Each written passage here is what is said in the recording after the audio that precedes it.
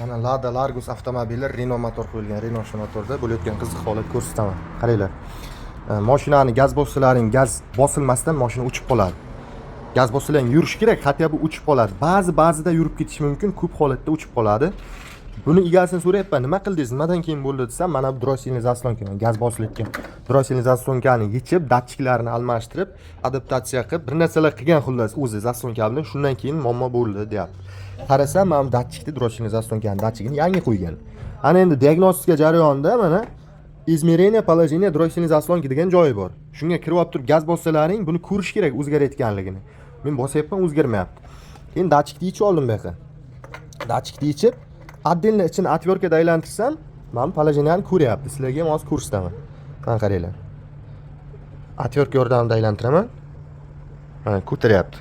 Iziga qaytaraman. Tushyapti. Ko'rasizlar, datchikni burasam, datchikda reaksiya bor. Lekin mana shu reaksiya datchikni joyiga qotirganimizda shu reaksiya yo'q. Ana endi buning sababi.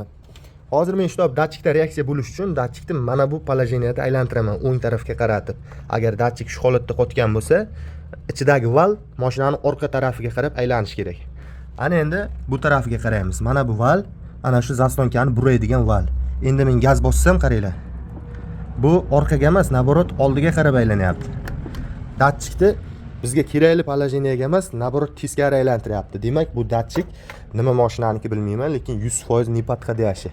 Egasini hozir zapchaska jo'natdim, ko'ramiz dalnishim nima bo'lishini. Xo'sh, men eski datchikni olib tashlab, eski emas, bu ham yangi. Buni olib tashlab o'rniga boshqa podходящийdan qo'ydik. Va endi gazni ovozi ham eshitilayotgan bo'lsa kerak, zakonni gaz ko'taryapti, mashinani tortish hammasi chotki. Hammaga rahmat.